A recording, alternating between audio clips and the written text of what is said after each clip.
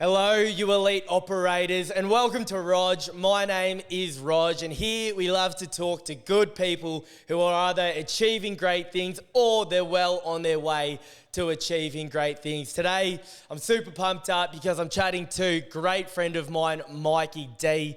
Mikey was in the year level below me at high school, I believe, and he was a content creator, and he made these unbelievable videos. The editing was sort of Steven Spielberg-esque, and I thought this bloke is going to really make it. He's going to be one of the all-time YouTubers this country has to offer. But then he sort of stopped, and this happens. You lose a lot of momentum when you're trying to chase an alternative career that isn't down the same beaten path of a 9-to-5 that everyone else does. And he sort of stalled. I wasn't sure what he was doing. So he started to host pub trivia with me at Ship Pub Trivia across all these different pubs across Melbourne. And I've been wondering, what is Mikey D doing? He has all this talent, yet he's not chasing this dream. But all of a sudden, it all clicked into gear seemingly, and he's become a DJ, and a bloody successful one at that. If you haven't seen him, he has this energy, this aura, this charisma when he's on stage, and he managed to headline New Year's Eve on the Hill. He played the New Year's Eve countdown, so he's achieving some goals. He's ticking some things off the list. Can't wait to see what's next for him, and I can't wait to get him in here to chat to him and see how his journey's traveling. So let's chat to Mikey D, baby.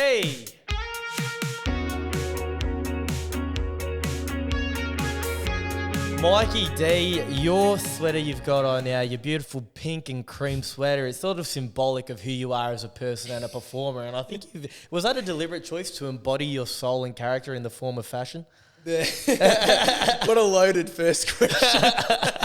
The colour pink was directly because most masked men will go, that's gay. And I love that. And I know I have an appeal to gayer audiences, and I have an affinity with gay men. Yeah. Not being one myself, but I just love the idea of that stereotype. Like, it's such an easier stereotype to break of wearing pink, right? Yeah. And I think it just attracts the right people. Man, I consider it a massive shame that I am not gay, because being half Filipino, like having a lot of gay friends, they love half Asian guys. I think if I'm a 6 or a 7 as just a hetero man, I think if I was gay, man, I'm straight away an 8.5 or a 9. But why do you need to be more than a 6 or 7? Realistically. Well, you're doing better than 6% of the population. I couldn't agree with you more. People think that a 6 is like is a denigrating term. I don't think it is. I think you're above the average, and that's. Yeah. I would rather be called a 6 than a 7. Yeah.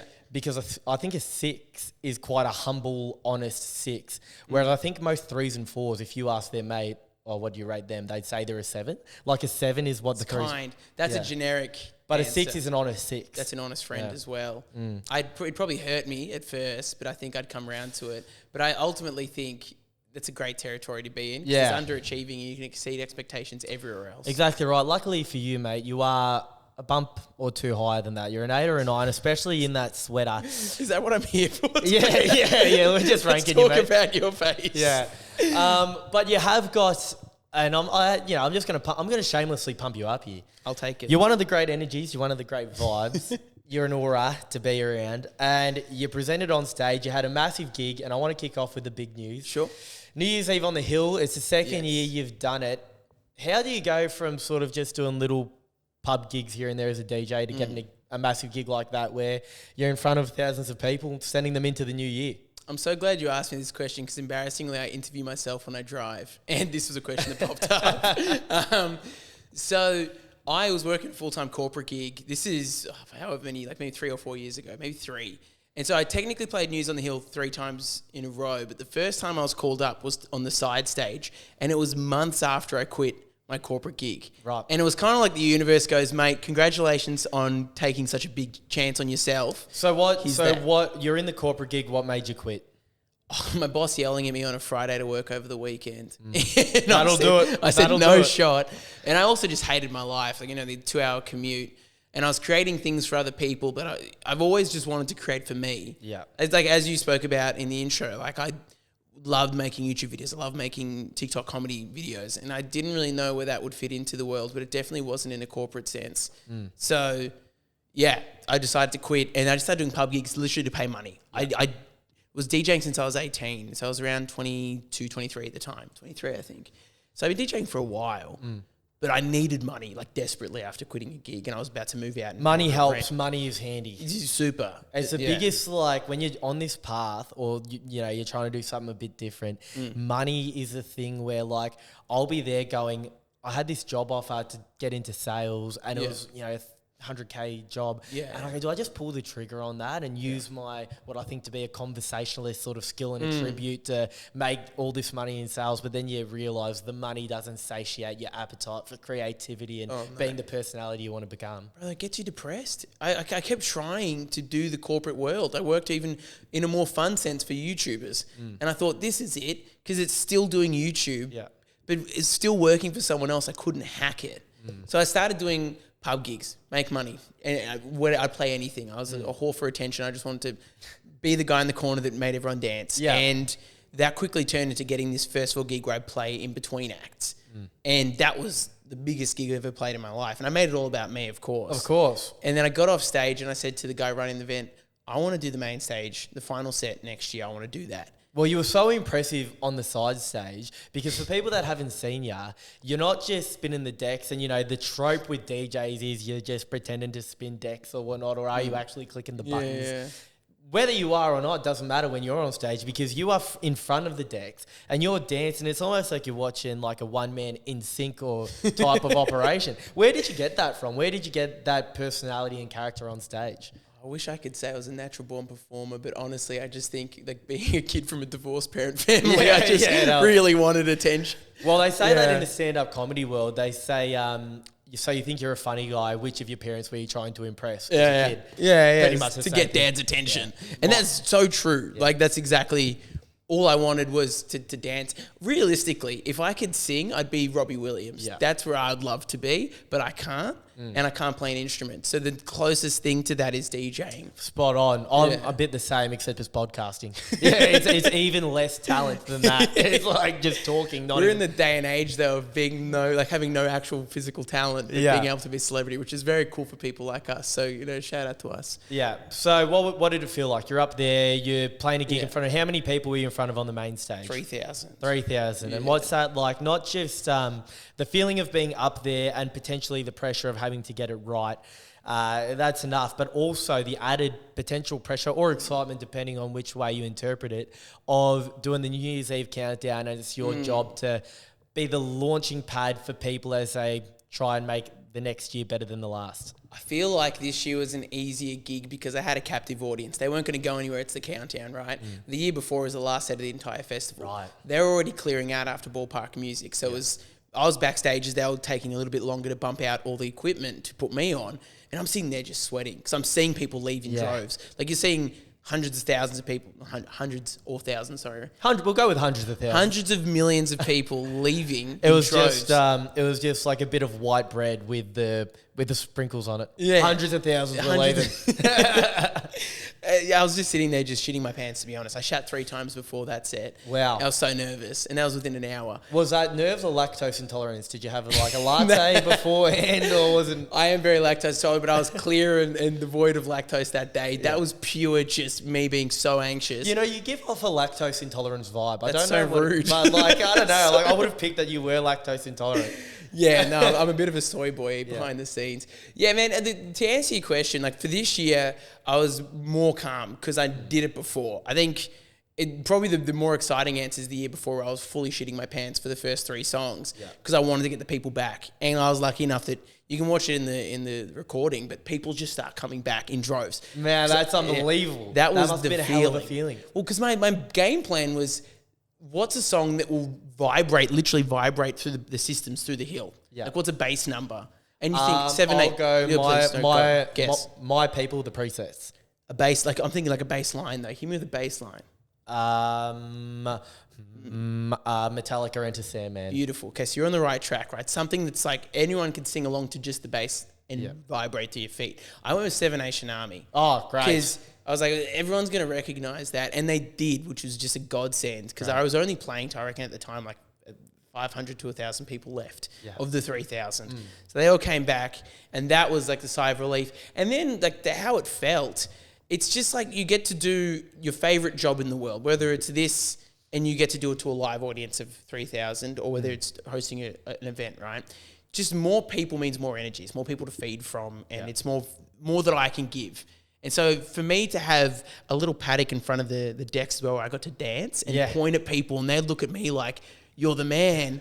And I'm like, I played to 50 people on a Saturday night, and half of them leave early. Like, to go from that to that was the most, okay, this is where I need to be, and I need to do whatever I can to stay doing this for the rest of my life. It was such an affirming. What a motivator. What a motivator. There's no motivator like achievement, I think, because it just makes you want to do it again. Yeah, it's also fleeting though, isn't it? Because achievement can't be there present all the time. You do get that, especially when you get like a big gig. I know something like hosting the Brownlow Red Carpet, or having a little spot on the Brownlow Red Carpet. You do that and you get all these pats on the back from people that you respect and people that you want to get pats on the back from, and you give yourself the pat on the back and you go, how good is this? And then you wake up the next day and you're emptying containers in a fabric factory and you're back to hosting pub trivia, and you're there going, where am I getting my next bout of fulfillment, my next pat on the back from, you know? And you start to wonder. But that's the chase. That's what we're all chasing. You want that sense of achievement, and that's why we keep on going for more. I think there is a difference between people that chase for their whole life and the people that work out that I can't keep chasing, because that's not sustainable. Yeah. And I learned that off the first year of doing a set like that. And realistically, like, there's been other moments in my life, and I think TikTok's a great teacher of that for anybody that's got an audience or a budding audience. Like, you get your first 20K views or something, right? And then you're chasing that again. Yeah. That's not sustainable. No. And it'll break you. And I remember why I quit TikTok in the music comedy is because it just kept breaking me every time I'd spend 4 days on a video mixing and mastering the music and then making a music video and then releasing it to 100 views. Yeah. I was sitting there going, when's the next 600,000 and 30,000 followers coming from? And it never did. Well, it's a big saying in like the footy and the sports world. It's like being process driven over results driven. Like, you just keep doing the process, you keep putting the time in, and the results will take care of themselves. But if you're too focused on the results, inevitably it's not going to go your way every time. More often than not, in this game that we do, you know, probably 7 or 8 out of 10 is not going to go your way, but it's a 2 that do that where you really get that thrill from. So you just can't let yourself be shattered or disenchanted by the 7 results that don't go your way. I would say my biggest tip as well to people that get the big moment, and I'm sure you can speak to this as well, was plan for the aftermath of the next day. Like Roger's saying, you're back in the factory, right? And for me, that was driving home with my girlfriend, and we're sitting in the car going, holy fuck, that went well. And then I woke up the next morning, and I shit you not, I was the saddest I'd ever been. Really? Yeah, it's that come down, that natural come down. It's an insane high to, of course, unless you mitigate the fall to kind of catch yourself and glide a little, you're going to plummet. And I plummeted. And I literally had to just go outside and touch some grass and talk about basic things like what I'm really grateful for and what I love and what's coming up. And I realized to even add to that for the next time I do something like that, plan the next day, plan the next week, have a whole lot of it to look forward to, and just have this game plan so that you don't fall. Man, that is so good to hear, because you'll being grateful and going out and touching the grass, as you say, is such a better remedy for the low than what your old rock stars will do, which is just do a heap of drugs. And stay the high. And that's what you do, because you have this incredible high of being up on stage in front of all these people, and you think, my life could never be that high again. Yeah. And then the next day you ride this low and you're there going, shit, I just want to feel high again. Yeah. So it is important, mate. It's an important part of the whole process. They say in footy as well, never get too high with the highs and never get too low with the lows. Did you feel the same thing after the Brownlow Red Carpet? All of that sort of stuff, 100%. You have that dump the next day, but the reflection piece is so important, you know, the feeling of pride, talking to people that you love and, you know, talking to them about it. And I'm luckily, just with perspective, able to pull myself back pretty quickly. But so when you're putting this show together, you're putting this set together for the New Year's Eve countdown, thousands of people paid it their hard-earned money, relying on you to launch them into the new year with excitement and happiness. How do you go about putting that set list together? Because last year or the year before, I went and did a New Year's road trip to Byron Bay. And we paid tickets to the Byron Bay Hotel. They have a live band on. Beautiful. And I love DJs. I love electronic music. I love my bush stuffs, but I love a live band. Yeah, how good. Cover band, and I'm there thinking, what are they going to play to send us into the new year? Perhaps for Mr. Brightside, a Sex on Fire, something that just gets us all going. And what they decided to do as we go 3, 2, 1, Happy New Year's was when I was a young boy, brother. my father, and I'm there going, we're at Byron Bay, Yeah. the beach hotel. Yeah. And they're playing My Chemical Romance. That's insane. There's a time and place, and the time and place is when I'm feeling quite depressed as a teen. Yeah. For My Chemical Romance, not to send me into the new year. So how do you go about constructing such a important set list? Well, man, you've kind of nailed it in the question, right? Of you want to feel euphoria with your mates because you're with your mates to hug and kiss your mates on the lips. The one time of the year you get to kiss the boys in the mouth, right? A few other times, but maybe that's Birthdays, Hanukkah. yeah, maybe that's Wednesday, Thursday. Maybe that's just me. In my head, I went, I need euphoria. I need people to feel like they're floating, a little bit of ecstasy. Like life is really, really great right now. It is, yeah. And so that's exactly how I designed the first portion of the set before the countdown. The countdown song I went with was New York, New York by Frank Sinatra. Oh, great. A remix of it or just a song? It goes and mashes into Empire State of Mind by Alicia Keys, Jay-Z. great. And so it's one of those ones where you can kiss your mates and you've got those euphoric horns just going ba ba ba da, da. How good is that? So you're just with your mates hugging and there's the confetti going off, and I feel like that's the crescendo. And then to get into New York where you can hit the New York and you're singing along. New York. Yeah, and then beautiful pipes, by the way. And then you're back, right? And then that's the whole. That was a bit. I went through every other song in the book to think, one more time maybe, but I thought that was a bit too. One more on the time, but nose. that's what, you would not have a single complaint with One More Time. You wouldn't. There's nothing wrong with being predictable. People crease at me when I say my favourite song is Mr. Brightside, and I say the reason why it's so many people's favourite song is because it's the greatest song of all time. It's like, there's nothing wrong with I saying hear that. you.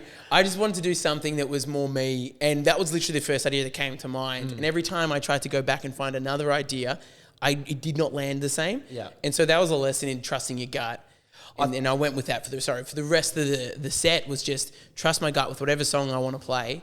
That's the song that gets played on the night. I think if I could see any artist, dead or alive, at a live concert, I'd be bringing Daft Punk back. Yeah. I think that it is such a shame that they, I think they only came out to Australia once, Daft Punk. They're right. And they didn't even play as Daft Punk. They didn't even have the helmets on. They played a gig at some pub on like the Great Ocean Road, DJ, but no one knew that they were Daft Punk because they had the helmets off and they just got up there and did it on stage. What is that? Yeah, but I love Daft Punk, man. That's the dream. And now I feel guilty that I didn't play One More Time for you. So sorry about that. If aliens touch down Sure. on planet Earth, It's a really Joe Rogan twist on me, but I love it. aliens touch down on planet Earth and they say all we care about is music. Music is all that matters in the galaxy. Sure.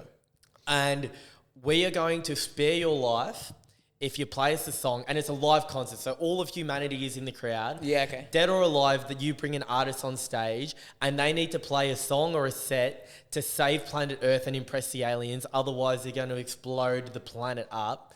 Who are you picking to get up on stage, dominate it, and save planet Earth from extinction? My favourite artist. Let's just, an artist, a song. Or just a song. That is the biggest question you could ask anybody.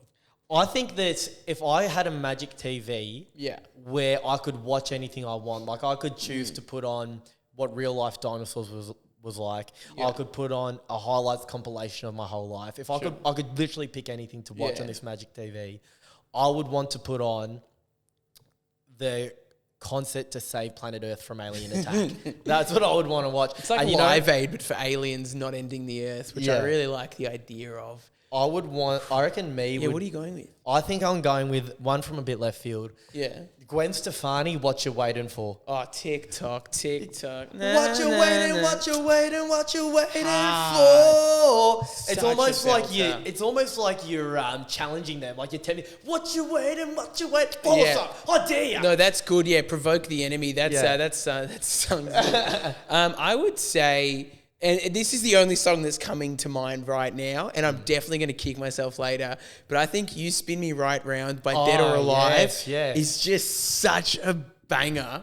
It's like the original version of the Flow Rider song for the kiddies listening at home. Yeah, oh man, what a disservice he did to that song. I know. But in primary school, I thought it was the greatest song of all time. Probably thought this was the original. Yeah, that would be my answer.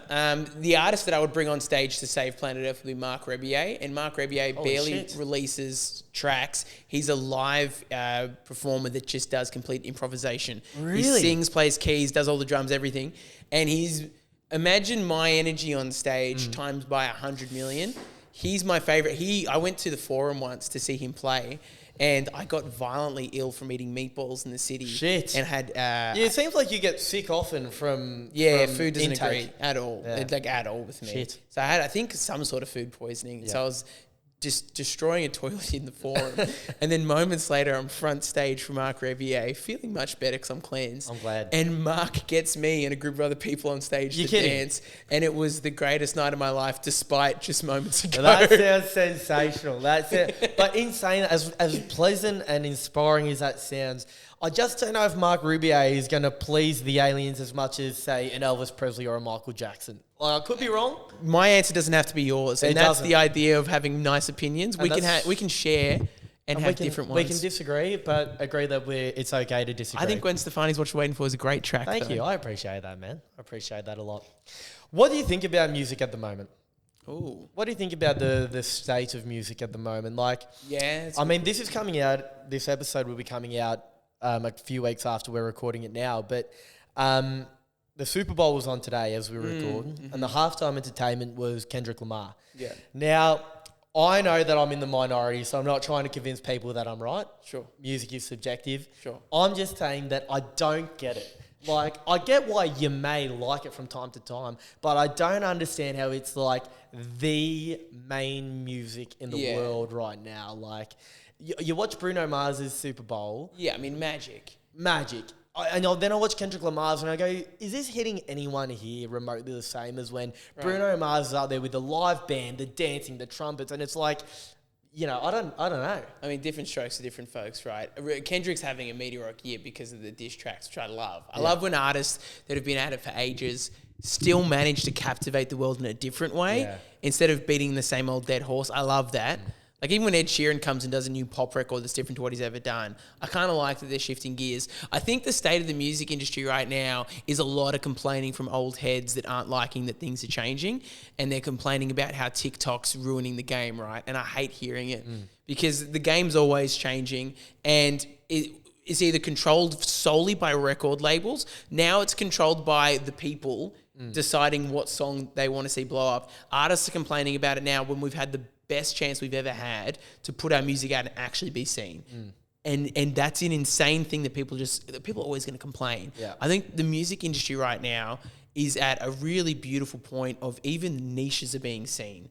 Like a niche indie rock track that might have only gotten maybe, let's say, 10 million streams is now getting close to 1 billion because TikTok is just going, hey, this is what the people are liking. It is a crazy thing that right now we'll never see the day again where we have an Elvis or a Nirvana or an artist that takes over the planet, because back then it was you go to the record store, or first you listen to the radio, and the radio would pump up whoever they think should be the next superstar. Then you go to a record store and their records are front and center of the store, and everyone was listening to the same thing. Like, it was just, but now there's so much free choice and everyone's listening to their own thing. It's almost impossible for there to be that megastar pop up again. It's a really interesting take as well, because I talk about it a lot with my other DJ mates, where there's no collective music taste anymore. Whereas as kids, you buy the So Fresh CD and you now listen to what everyone else was listening to. Now, it is changing. Like, I'll go to the club, right, where there's exclusively 18-year-olds, and I'll play the new Charlie XCX or Chapel Roan track. And even then, when it's like the thing that's supposed to be working with the kids, half the crowd will dance. Yeah. But what's still working and what will always work is your Gwen Stefani Hollaback Girl. 100%. And that'll never not work. How good is Gwen Stefani? Well, she banger. No doubt. Yeah, it's on with you, mate. I'm picking up what you're putting down. Yeah, that's the thing. The collective music taste is dead. And that started as well. When we were kids, we'd go to a wedding. We'd all listen to the same music. We'd all develop the same taste. That's changing completely. So I think in terms of what we're going to hear at clubs, it's going to change dramatically in the next decade, I reckon, to two. because we just can't survive off the same music from the 2000s, 2010s anymore. But I think music as a whole right now is in a cool place. I love where it's going. I love where pop music is going. And I was never typically a pop music man. I was always alternative rock. Sure. I love my electronic music. Like, that was sort of my two go-tos. But pop music, unlike back when it sounded like, you know, don't get me wrong, I love, like, there is a time and place for your Timberlands and, like, when T-Pain and all that was popping off. But now, like, you listen to a Sabrina Carpenter or a Harry Styles, it has a very rocky vibe, like, to a degree. Like, that you just hear the drums, the guitar, the bass. You really hear every full band instrument come in. So I like where pop music is at. I would credit that to... not fully crediting, but Dua Lipa definitely had like that Funk Wave Nostalgia album that she had did. Chad Smith drumming on like some of her tracks from So the good. Red Hot Chili Peppers. They just went fully live disco era, and it's such a nice renaissance because now everyone's going to more, you know, there's country influence now because live instrumentation's really big. We had that moment where like Zara Larson's were really big, and that was just, you know, marshmallow type EDM tracks where pop singers would sing on it, and there'd be auto-tune and vocoders, and it was so synthesized, and it had its moment. It was great. But I think this era right now is actually breeding hits that people will listen to. Like, Don't Start Now, Dua Lipa. Yeah. That'll be listened to for decades. That is, I love a great Dua track. Lipa. Yeah, it's objectively good music. But we as humans, I think, will always resonate, and that's something I try and bring into my music, is just live sounds. Even though I'm making house music, if I can use as much live loops of people actually drumming in a studio as I can, that's where I want to live. So you're producing music now as well? Yeah, I've been producing music for the last 2-3 years. And this year I think is going to be the big year of releasing a lot of music. I think I've been pretty tentative. Just there's so many different hats to wear while you're trying to, you know, make money enough so I can pay rent and live. And that's just with club DJing and doing trivias. Now I'm in a bit more comfortable where I can actually invest a bit more in releasing all these songs I made. So when you release music, are you planning on that being a full-blown operation where you're releasing it with the intention of it growing and potentially becoming like a source of income for you or a career? Or is it more just, hey, I made this song and I'm releasing it, and, you know, is there a genuine push and a direction that you want to go in with it? Yeah, absolutely. I used to do the release music, just throw it out on Instagram, call it a day. And that was really fun because I got to cut my teeth and learn what people liked, didn't like. And now I would absolutely identify myself as like, I want to be an artist. I want to be known as an artist. That's great. Like the next time I come sit here, I want you to say, how's that track going? That's hit 1 million streams. I'd love to hear that. Yeah, and so that's where I want to go with it. And yeah, there's definitely like pumping a lot of money. Like they did a music video and I was fortunate enough that did quite well, and I'm stoked about that. And I want more of that to happen. And I think some of the biggest moments at the festival at News on the Hill were me playing my own tracks, and that was euphoric for me. Did you play your own tracks there? Yeah, there's this clip, and you can take it, pop it up on the screen now. I jumped into the audience with my best mate, Steve, Steve sung on the track. Really? And so Steve and I jumped into the audience as Steve was singing it, and we parted the audience like the sea. And Moses. then it was nuts. That was such a moment of, this is my song, and they're reacting well to my song. Man, I remember when we first met and you brought out a few songs. You had one called like the Zen Garden, and I used that for like my first ever garage podcast I did. Good Lord, you did too. That was the intro and the outro for every episode. I stole that full song structure idea beat for beat from Flume. Really? Yeah. Flume's got a much better version of that out there. Oh, well, there you go. Hopefully he doesn't sue me for copyright for the first garage podcast. For the 20 streams that I made from that thing. Yeah, that's a deep cut, my man. Well, one thing that I do enjoy, going back a little bit from country, I'm not a country music man. I actually like folk music. Yeah. But one thing I do like from country music coming back is it gives me hope that one day rock music will become pop music again. Interesting. Because the last two, in my opinion, the last two rock songs that really took over the planet was Mr. Brightside and Sex on Fire. Sure. And everyone knows those lyrics, right? And everyone joins in. It's a great song.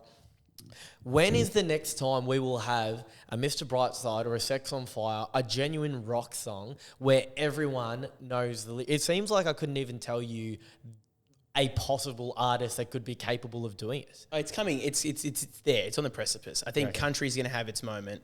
Everything has its moment. It's all cyclical, right? And it's all going to come back. But I think even look at Benson Boone at the moment. He's got a real fray rock voice with that song that I can't even, like the Beautiful Things That I've Done song. That's got a rock element to it. And so I think we're on the cusp of fully tilting over. I mean, Beyonce doing, Cowboy Carter, Post Malone now going. Like I think the midway between Post Malone's country and hip hop would be a rock track where it's a bit harder and grittier, and I think a rock fusion's on the cards. I would love for rock to come back, man. I would love it. It's there. I mean, even that APT song with Rosie and Bruno Mars, like that at the last chorus of that is just a full rock ballad, and it's sick fun. My little hobby that I've been doing on my YouTube binges has been rock and roll Hall of Fame induction speeches. Like watching Jack Black induct Ozzy Osbourne into the Hall of Fame huge. was an unbelievable speech. So now I've been weirdly listening to heavy metal. Like I've been smashing Metallica, I've been smashing Ozzy Osbourne. Gotcha. Absolutely loving it, man. It's funny, even in the dance scene, the crossover between genres like hardstyle and heavy metal, like they're all influenced by each other and they all share different fan bases. I would undoubtedly rock's going to come back. I'm loving right now that there's no rules and that everything is allowed to be popular. And It's great. Like I remember going on the radio and again calling back to the Zara Larsson era where everything sounded the same, and that's throughout every decade. Everything tends to have derivatives. And even right now, there's derivatives, but I feel like because it's so week to week with what's hitting and what's new, and it's hard to keep up with. So I think a lot of artists are just going, "What do I want to make? Let's run with it." Which is great. It's so fun. Well, it's like we've gotten to a point where what's most unique is really popping off rather than just that cardboard cutout sort of sound, I think. One of my favorite stories of like that sort of mold is somebody that I used to know by Gautier. So good. Just from the Great Ocean Road. Yeah. A bloke in his like little garage studio, whatever it was, making a song with a xylophone. And they didn't even want to play it on like Triple J at first, but then it started getting some airtime on like Fox or whatever. Then Triple J jumped on it or something along the lines of that. And then it blows up internationally and is the only Australian song to win the Grammy for Song of the Year or Record of the Year or whatever it is. It seems like we're at a point now where whatever's most unique is sort of popping off. And it's always, I mean, it has also kind of been the case. Like somebody I used to know has no right being a pop record, right? Realistically, it's so kooky indie and it's a brilliant track. And I hope that's not clipped out of context. But I think there's always going to be moments like Crazy Gnarls Barkley where it's like, what genre is that? This is a sick track and everyone knows it. And I think it's just culturally, we always will have a good ear for what's good. I wonder what, like, that is a genuine phenomenon. Like, how do we all agree? What makes a good song good and just another song be another song? Like, I thought about that looking at my niece, who is a toddler now. And you know how we have primal things that you come out the womb and you just know how to do, like breathe, shit, all this sort of stuff. It's like, but you can't do anything else. When she was at that stage where she couldn't do anything other than shit and breathe, you would put on a song and she would start bobbing and dancing. But not every song. Only certain songs that like really resonated with her, even at that young primal age, she was bopping to. So it's like, it's intrinsic in our DNA to know what good music is to us. That's such a good, and what an interesting point. I've been dabbling with the idea recently as well of what is interesting to me and what like resonates on my frequency will attract others on that. And so you've got to be so open to sharing with others exactly what it is that is your taste, and like, as an artist anyways. And so I'm realizing more and more I just need to release records that are so me, because every time I release a record that's just purely I threw it together because I love it, best response every single time. Yeah, well, I think you are a relatable, likable person, and if it resonates with you, it will almost definitely resonate with enough people to make it worthwhile anyway. Hey, fingers crossed. I'm just excited, to get to the point in my career where I do have a group of people that will pay tickets to come to my show and dance with me. And I am excited to see what those people look like. Do you visualize that? All the time. Yeah. And how do you go about doing that? Is it a purposeful daydream when you're lying in bed, where you've really set aside time to manifest the successful future you're bound to achieve? Or is it just more of you happen to be driving the car and you can't help but let your mind wander to what may be down the road? Yeah, the latter. It's always just can't help it. I might be in bed at night and my brain's racing. I might have had a good gig and now I'm just so giddy and charged. You know, you just get charged.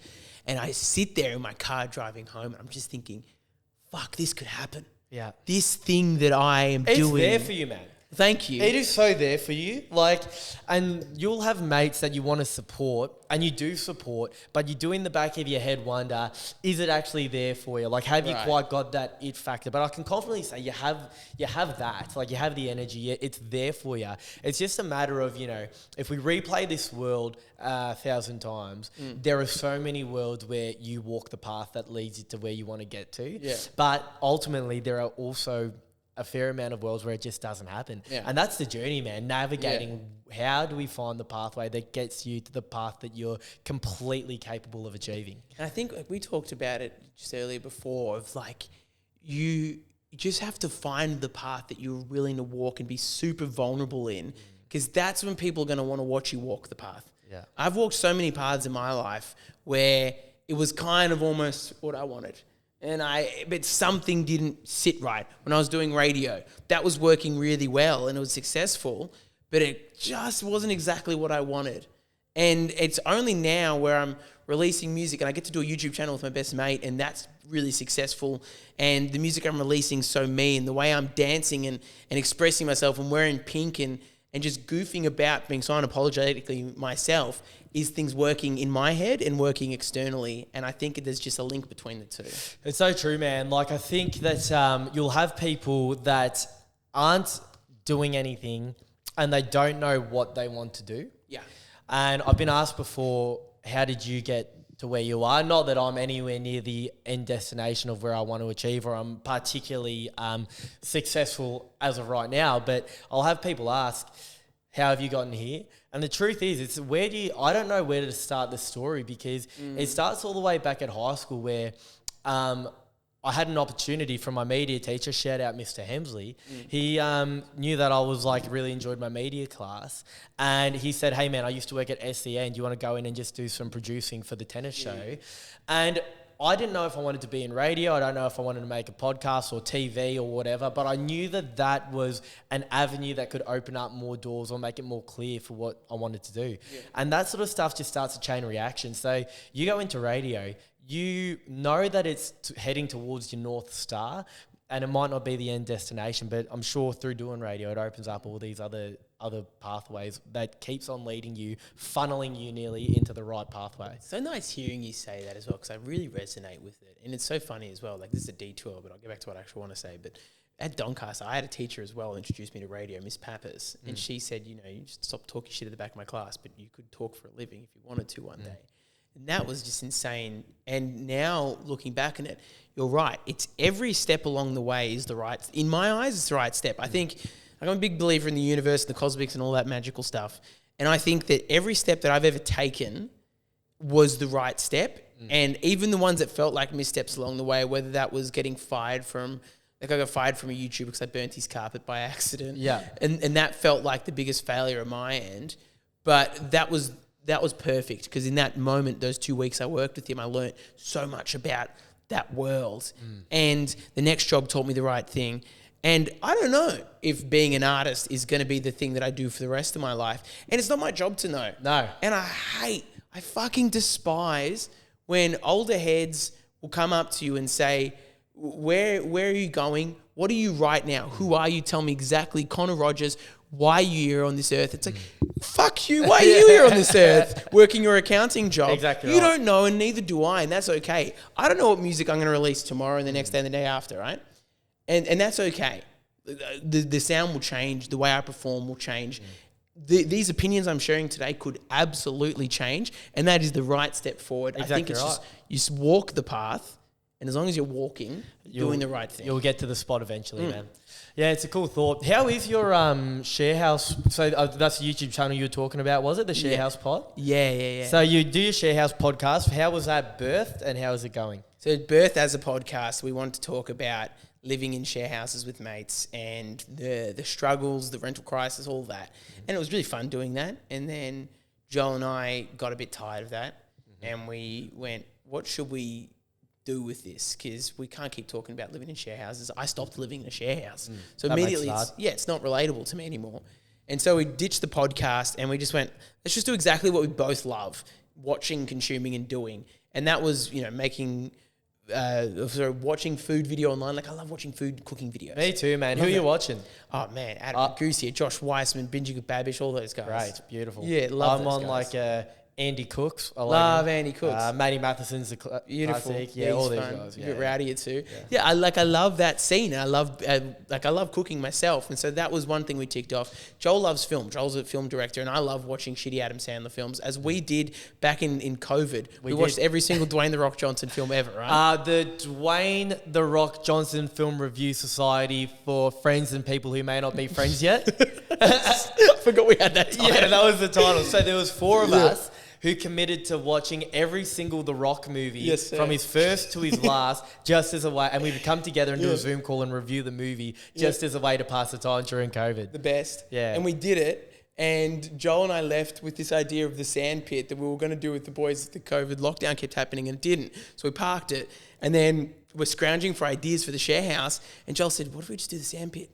And so now we're reviewing every single Adam Sandler film. We're 21 movies in. The Sandpit. And we're growing this audience of people that are diehard Sandler fans. Yeah, we're getting thousands of views, and it's so exciting because kid me at 10 years old, all I wanted to be was a YouTuber. Yep. At 26 years old, all I want to be is a YouTuber and now a DJ as well. And although everyone says, pick one thing and do that one thing, I say fuck that kindly. I know it's going to consume more of my life, but doing the YouTube channel and the music path is the most rewarding thing in the world. Well, it's so cool that you just know that you enjoy Adam Sandler movies, and there are people out there that enjoy Adam Sandler movies, and you're on this sort of wavelength together. I had the thought last night, and these things happen all the time. As you know, you have an idea for a song or whatever, stand-up comedy, and you ride this idea, and sometimes it peters out after a week. But a realization I had was that I bloody love, and I have my whole life, the WWE.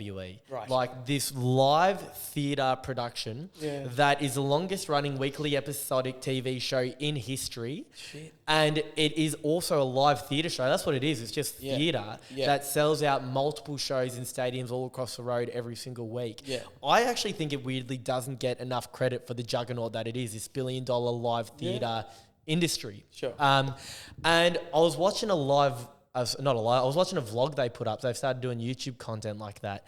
And just what goes into behind the scenes of this operation, of this juggernaut, was mad.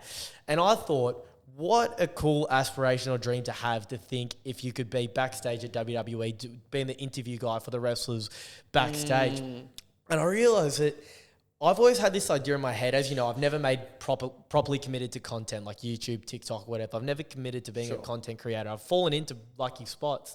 Yeah. But in terms of just taking a phone out or a camera and recording myself, I haven't really done it. Yeah. Mainly because I thought, why would anyone want to watch me when they can watch these big picture Hamish and Andy productions where they're doing all these crazy shit? And I'm like, that's the content I want to watch. I don't want to watch me with my shitty little camera. But then I realised I was just watching guys talk about wrestling, something they love, and I love listening to it. And they were just chatting wrestling. And I was like, I've actually been watching this for a couple of hours. Yeah. And I thought, fuck it. Like, why not just start talking about things that I love? Sick. Like you love Adam Sandler movies. Because I think if I talk about wrestling with the passion that I have for it, I'm sure other people will feel the same way. And in my head, when you say that out loud, I go, Connor Rogers is the MC. He's an interviewer. He's a great person to just yarn for hours. And Connor Rogers, I know, fucking loves the WWE. And suddenly the planets align and it goes, oh, that's where you're supposed to be, right? Yeah. And I just, when you get charged hearing someone talk about something they love, like really, and I could listen to someone talk about chemistry, and I flunked every science class ever. But when someone's just so zazz, like a Neil deGrasse Tyson, oh man, love listening to him. You sit there and you're just so enamored because you go, they're so good at talking about the thing that they love. You'd be so good at talking about the WWE thing. And so it is just that you have to walk the path to find the things that are truly you. And you've always known for your entire life what is truly you. But unfortunately, the whole path that we always walk is clouded by us going, that's stupid, no one will give a fuck. Yeah. No one will give a fuck about, like, for example, I played the New Year's Eve on the Hill the other year before I did this big show for the Countdown set, right? And even then, when I played a couple of my records and they went really well and, great time, I went, no one's going to give a shit about me as an artist. They only care about me as a dancing clown up on stage, right? Playing other people's records. And then I started releasing records and now I'm making them and I'm sending them to mates and they're going, this is sick. So good, man. And it's one of those ones, again, where the thing is always in front of you. It's just, we're just so scared to take that risk because for our whole lives, for 26 of our years, it's been that stupid, people are going to laugh at us. And as soon as you get out of your own way, which is so much easier said than done, I struggle every day with it more than I succeed with it. But when you can just get out of your way occasionally and get a glimpse and people see you truly doing the thing that you love, they go, look at that guy. Yeah. And if I saw you WWE interviews, I'd be like, look at that guy fully in his element. He's doing exactly what he needs to do. Yeah, I think it's like when you go to the snow and you jump on your little bobsled or whatever it is, like your little sled to get down, and people will go on the same path that's already been done. And the more you do it, the more the pathway becomes clearer. Yeah. So it's just a matter of doing it for the first time. The more you do it, it just becomes clearer and clearer. And saying it like you just did. You just said out loud, that's what I want to do. You'd be amazed. My cousin's a kinesiologist and that's all about like working with energy, and a lot of people think it's very hippie, but I fucking love it. It's like fun psychology. And so I'm chatting with her and she says, just go home at the end of this big session we've done, make a mood board, see what happens. So I make this mood board, and the mood board is my life vision board. It's one side is what I want out of my career, and then I photoshopped my face onto Dom Dollar winning an ARIA award, and I was like, put Mikey D there instead. Brilliant. The other side's me and my partner, and getting married, having this beautiful beachfront property, yada yada. And another thing I put in there was hiking up Machu Picchu, because I was like, oh, Machu Picchu is sick. Wouldn't that be fun? A couple weeks later, I messaged Kentucky, because I was going to go on a Kentucky trip with my partner that year, and I said, oh, maybe I can leverage my followers, do something with that. And so I said, hey, we're going on a trip. I might be able to document it. Maybe you just cover the charges. Cool. They go, can't do that. Sorry, Buster. And I go, sick. But we've got this film trip that we need models for to go to Peru. Right. Specifically to Machu Picchu. You're kidding. And I said, all right. So you're modelling, you're doing a film? Just go to Peru. They'll film you. What? With a group of other people. What, they paid for it? They paid for the whole thing. What? Not only did they pay for the whole thing, so they pitched a sum, and I said, I can't leave home for that sum of money. What can you do for me? I really want to go. And then they tripled it. You're kidding. So I got paid plus everything included, and I got to make some good mates out of it. Shout out to my friend Steph. And I'm there in Machu Picchu, sitting there. I get home and I look at my computer screen, I go, okay, I understand this vision board thing now. So you full-blown manifested a trip to Machu Picchu. Not only did you go, but you got it paid for. Man, isn't that insane? It's a powerful tool. It's a real thing. I really do believe that it is a real thing, and I do believe in that, in the universal stuff as well. I think that it does exist. It is real.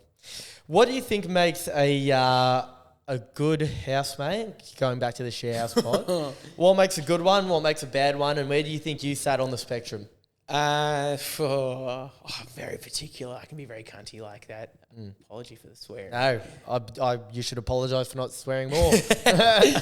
Wow, what makes a good house? I mean, just clean up your shit, man. In any shared area, clean it up. That's not hard. Nah. Keep a noise to a minimum. If you want to party, go out and do it somewhere, or organise it a couple months in advance so I can get out of the house. Yeah. And I mean, I had a really uncomfortable situation with a housemate that was like a best friend to me. And it just involved some scandalous activities that I didn't want to know about and I did know about. And I hated that. Of course. And so that was a really uncomfortable moment of just, getting too involved in someone's life. But yeah, I think just ultimately just stay clean, stay out of someone else's way unless you want to be best mates with them. But even then, don't ever waver on, it's a home to someone else. Yeah. It's not just your house for a year. That could be someone else's home where they've never felt more secure in.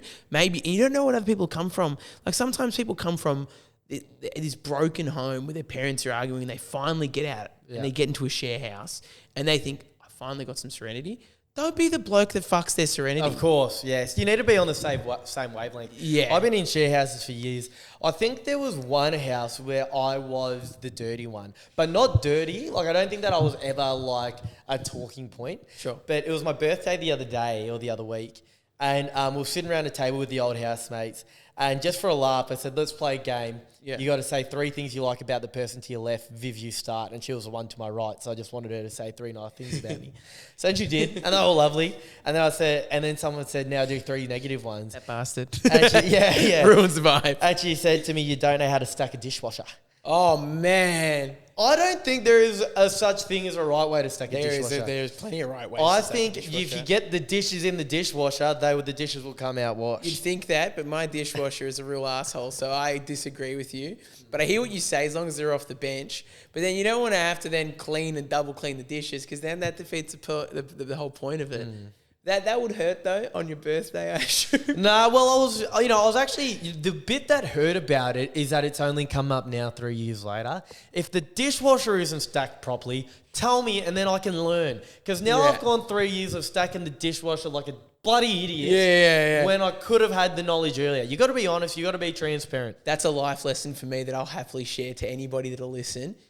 Get good with confrontation. Yes. You need it as any adult, and not like, hey, I'm walking here, I'll fight you with my fist confrontation, but to be able to say to someone, Connor, I didn't like the way you treated me, or even less than that, Connor, I would appreciate if you stack the dishwasher like this. This is how I do it, and I get clean dishes every time. That is the lowest form of confrontation, but is so important to getting what you want out of life and also standing up for others. Helps everyone. There's nothing worse than when you're in like a house or maybe it's a work or whatever and you let something linger and you sit on it and then you just end up resenting the person because you didn't let it out. You didn't have the courage to just tell them. Yeah. You just let it hover over you. If people hate their parents, it's probably because their parents can't communicate. So if you don't want to be like your parents, learn to communicate properly. Well said. I fully believe in that. Well said. If there's one lesson we can take away from today's episode, we should all hate our parents a little bit more. I think that's what you yeah, like what have they really done for you? Yeah, exactly right. All right, Mikey D, have you got anything else for me before we say our goodbyes and our much loves and our have a fantastic lives? Anything else for you? Does that pertain to anything? Do you want me to give you something profound? You can give me some profound, funny. You can. What's been on your mind? Is there? What's been on my mind? Actually, there's something I wanted to talk about that I'm really passionate about, and this might extend us out for another 5 hours I hope so. or 5 minutes. I just been DJing in clubs for the last 2 years, right? Every club, every pub you can think of, and my whole job is between playing the music, which isn't that intensive in a pub, is crowd watching. And the thing that I'm big on is just making sure people are safe. And I'm just getting really fucking tired of creepy blokes in clubs. Oh, you see creeping it a on lot, do girls, ya? man, all the time. And not to say that there isn't a share of girls that are really entitled and rude, but that's what I'm talking about right now. What I'm talking about is just the culture of blokes. You'd think after that one Gillette ad would be solved, but we're not. And I'm getting tired of it. Just girls just in the club getting bumped into and guys grinding up on them, and you can just see girls wincing. Do you ever point, like, it's not your job to, but is there ever a line crossed where you're tempted to point it out, not stop the music or anything, or maybe call security? Is there, or Yeah. is it? I tell security all the time. Yeah. I also just, with the girls, are we good? Like, are we okay? And either... Good for you. Good not on really. you for doing Yeah. that. Well, I'm just getting tired of it. And I'm like, I called it out on a TikTok video a while back, and that did a couple thousand views. And you know, the majority of comments from blokes were a couple of really, the majority were great comments, but a lot of blokes coming through and going, I hope she was worth it, mate. Yeah. I hope your simping is going to pay off for you. Like, when is protecting women Of course. a simp behaviour? I'd rather be called a misogynist for trying to protect women in a club, Yeah. Not that they're inferior, but blokes are just so much bigger. You know And what's that's funny? just, Like in the modern, not funny, but in the modern world, right, of like Hinge and Tinder or whatever, it is such a rarity that people have the courage to go up to the cute waitress at the cafe and say, hey, look, I hope this isn't out of line, but, if I could grab your number, that would be, people don't have the courage really to do that. But then you get into a nightclub where there's loud music and you can't, there's not much fear of rejection because you can't even hear what they say and you're in this massive pack and you can sort of run away, so to speak. Yeah. And all of a sudden they're happy to throw their hands all over him. Isn't it fucked? The amount of girls, like every girl that I've come into contact with has had a story of being groped. No blokes that I've come in contact with has had that experience, right?